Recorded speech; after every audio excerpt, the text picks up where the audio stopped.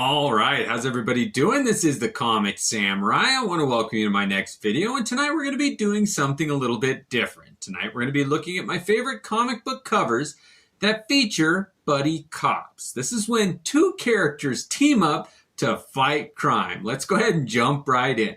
First up, we got this Green Lantern number 7. And when I think of buddy cop duos, the first one that comes to mind is Green Arrow and Green Lantern. Hal Jordan and Oliver Queen make a great team. They really contrast each other well. Next up, we got The Flash number 168. And this is a team up between the Green Lantern and The Flash. Now, those two really complemented each other well. Hal Jordan and Barry Allen are another duo of crime-fighting goodness that I love to see. Next up, we got The Flash number 107. Now, this was a Wally West version of The Flash, and he teamed up with Shazam, or Captain Marvel, to take down this Darkness character, and it really was a good team-up. I wish I'd see these two heroes team up more often. Next up, we got Superman number 14, and this is one of those famous John Byrne covers. This one happens to feature Green Lantern, Hal Jordan, and Superman. And I love the digital backgrounds that they use with all the geometric shapes. But this was a great team up of those two type police officers. Next up, we got Superman Savage Dragon Special. Now, this has got an Eric Larson penciled, but Alex Ross painted cover. And it was so interesting to see Superman and Savage Dragon done in that style. And I always love buddy cop team-ups. What made me think of this is Lethal Weapon with those two characters of Riggs and Murtaugh. I really like that. Next up is Action Comics Annual 1. And this one reminded me of those two so much. When Batman and Superman got together, it was just like Murtaugh and Riggs. I just really like how they played off of each other. And this is my all-time favorite drawn Art Adams comic book. I read it every Halloween, and it really is a great comic book. If you don't have this one, I highly recommend it.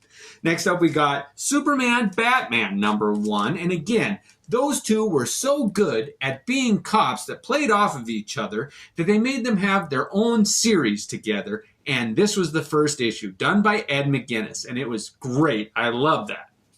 Next up, we got Batman number 615, and another dynamic duo is the one that coined the phrase, and it's Batman and Robin. And when Robin grew up, he became Nightwing. That Dick Grayson character came into his own, and this cover, done by Jim Lee, really is one of my favorite buddy cop covers. Next up, we got Batman number 368. And after Dick Grayson moved on, Batman felt like he needed another buddy to cop around with, and it was Jason Todd. And this one introduced that Robin, and I really liked him.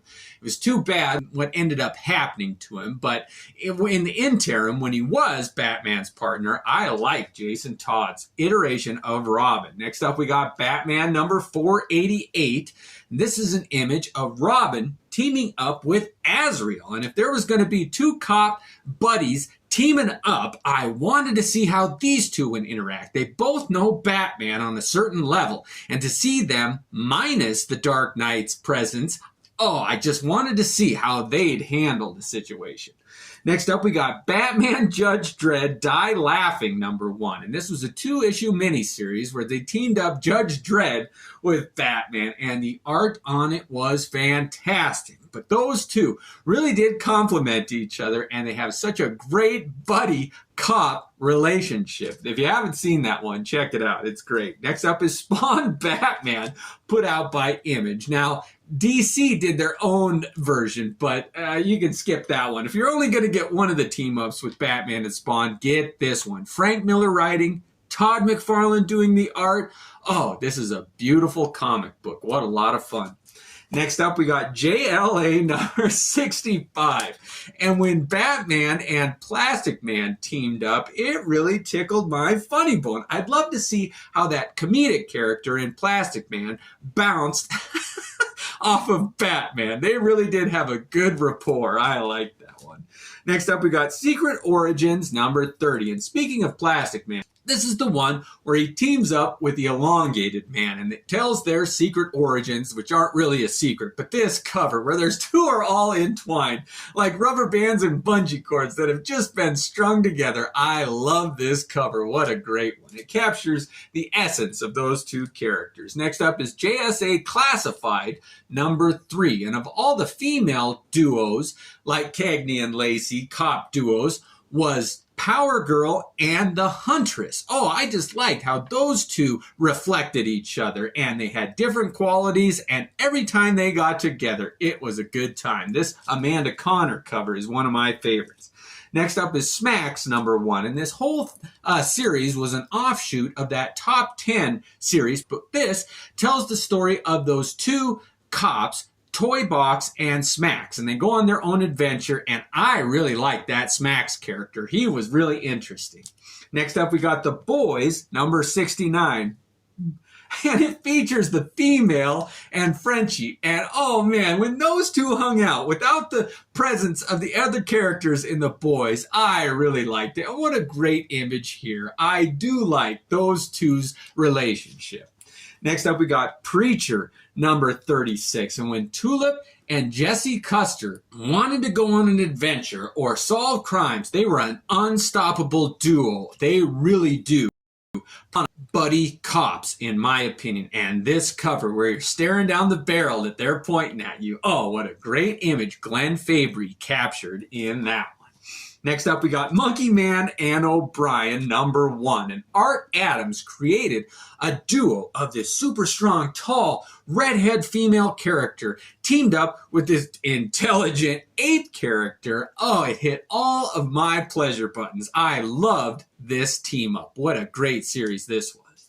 Next up, we got Frankenstein, #4. This was DC's iteration of that character, and in this one, he teams up with the Bride of Frankenstein, and in the movies, they didn't really interact that much before the female was removed from the situation, but here, you get to see their relationship and how they interact with each other, and it's just so interesting. I love the concept of duos in comic books. Next up, we got Powers #1. And when this comic book came out and they introduced Dina Pilgrim and Christian Walker, I thought, oh, now this is going to be a great buddy cop comic book, and it did not let me down. If you haven't read this Brian Michael Bendis penned comic book with that amazing art by Omen, you really are missing out. This was a great series. Next up, we got Sin City, A Dame to Kill For #3, and Frank Miller was able to create such a dynamic duo with those two characters in Marv and Dwight. Oh, they really were just a great duo that played off of each other's strengths. Drawn in black and white, that film noir. Oh, this is how buddy cop comic books should be done. Next up, we got Archer and Armstrong #0. And this is Barry Windsor Smith's take on a dynamic duo. And those two, they created them to be just a duo that played off of each other's strengths and weaknesses. And of that whole series, Barry Windsor Smith did a great job on all the covers. But this was my favorite. I really do like that one. Next up, we got the Sleaze Brothers #1. And this was a weird comic. It was an independent one, but those two characters, like detectives that solve crimes, and they really, I mean, it's set up to be a dynamic duo crime-busting team, or at least private dicks. Next up, we got Clerks, the comic book, #1. And you got to remember, when this came out, Kevin Smith wrote such a great movie that played off of these two convenience store employees. It was fun to see the antics they got up to, and this one sums it up. It was a great romp. I like that team. Next up, we got Milk and Cheese #1, and in the 90s they just made every kind of spoof that they could, and this one pushed the envelope. Oh, it was definitely not for kids, but Milk and Cheese, it goes together like peas and carrots. What a fun one. And when you think 90s duos, the first one that came to mind for me was Beavis and Butthead, and they got their own comic book, and this was issue #1, and all of those comics that they were in were actually pretty good. The adventures that they had, it really captured the tone of the cartoon at the time. Next up was Dick's #1. And when Garth Ennis and John McCrae got together to do this series, it was as if the reins had been loosed. I mean, there was no leash on them. They were let to go free, and this one pushed the envelope. Definitely not for kids, but it was a good dynamic duo for solving crimes. Next up is Farford and the Grey Mouser #4. And this one was one of Mike Mignola's first one where he was testing out that new style that he would implement in Hellboy. And it was very dark. He pushed as little detail as he could and pushed the blacks. And it was just a new style to experience in comic books. I had never read a comic book like this one before. But that Farford and Grey Mouser, they were a good duo. Next up is Strontium Dog #2. And in this one, you really get a sense of the camaraderie between these two characters. I liked them. If you haven't read this Strontium Dog, drawn by Carlos Ezquerra, it is so underrated. I loved him. Now, these reprints are a little rough. The quality is a little lower, but if you can get your hands on them, it really is a fun read. Next up is Savage Dragon #35 and has a guest appearance by Mike Mignola's Hellboy. And I thought those two really played off of each other well. I liked the dynamics that was created when those two characters interacted. Next up, we got Grifter Badrock #1, and this was a romp. I was pleasantly surprised by the read on this one, and that art, not up to Liefeld's level.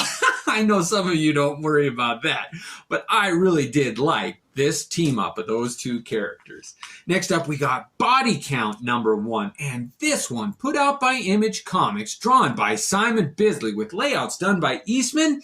It is really one of the most underrated comics I have ever experienced. The team up of Casey Jones and Raphael going on a romp. It's an adventure. It's a John Woo movie. It's action-packed. It's gory. It's bloody. It's not for kids, but if you want to see a team up of one turtle with Casey Jones, get this one. It really is fun. Next up, we got Exo Manowar #14. And this one was drawn by Bart Sears, but it had Turok, the dinosaur hunter, teaming up with Exo Manowar. And I thought those two characters were awesome together. I liked their images. And one prehistoric, one technology-based. They really did complement each other and contrast each other well. No other duo on this list had so much differences than these two. I really liked that one. Next up, we got the Lone Ranger #3, and this has an image of the Lone Ranger and Tonto, and I just love those two. When you think of cop duos, I mean, there's no more iconic pair than the Lone Ranger and Tonto, and John Cassidy really did capture a great image on that one. Next up, we got Power Man #48, and in the annals of Marvel comic books, it was such a great first meeting between Power Man and Iron Fist. And this is where they first started to see that they had some chemistry. And they went on in #50 to actually rename the title Power Man and Iron Fist. This is the first issue that used that title, and they officially became a team. And I think you'll agree with me when I say there's not a better buddy cop duo in the Marvel Universe than these two. They really complement each other well. Next up is Iron Man and Submariner #1. And this comic is an interesting one. It came out before the debut issue, the #1s, of Iron Man and Submariner. They thought, oh, we'll wrap up their stories that I believe were in Tales of Suspense or Tales to Astonish that they were in previously, but they wanted to wrap those up and start solo series. And this was the one that bridged that gap. It is a good one. Next up, we got Iron Man Annual 10, and this has got a cover by Bob Layton that really sums up those two's relationship. They really did have a great give and take relationship, and this one, it has become one of my favorites. The colors, everything about it. I like those two. Next up, we got Havoc and Wolverine Meltdown #1. And I had just gotten into comics like 2 years before this one came out. And I remember seeing it in a grocery store, and it did not appeal to me. I loved anything with Wolverine, but that art style was too different than what I had ever seen. Now, I gave it a chance years later, and it has become one of my favorites. It really grew on me. the way that they draw Havoc and Wolverine is different on this. They had different artists draw the characters, and it is so interesting. I love the differences displayed in how they drew them. If you have a chance, Havoc and Wolverine Meltdown, it is really a comic that they should talk about more. Next up is Kitty Pryde and Wolverine #4, and Milgrom was really involved in these, and he's not one of my favorites usually, but I like this cover, and the relationship that Kitty Pryde and Wolverine had really did touch my heart at times, and this comic really sums that up. Next up, we got Wolverine #19. And one of my favorite funny duos that has a lot of comedic adventures together is Wolverine and Nightcrawler. I mean, Kurt Wagner really is a good complemental character to Wolverine. And they have so much fun together, and it really seems like they enjoy each other's company. I like that, which it wasn't always that way. If you read Marvel Team Up Annual 1, they got in a fight, and they didn't really like each other yet. Next up is Marvel Comics Presents #70, and this is Rob Liefeld's take on a dynamic duo, and it's Ghost Rider and Wolverine, and this is one of my favorite covers of all time. I love the reflection of the windshield of Ghost Rider's motorcycles showing Wolverine, done by Rob Liefeld. It's a wraparound cover. The interiors are done by Mark Texeira. This is an underrated comic book. I like that one.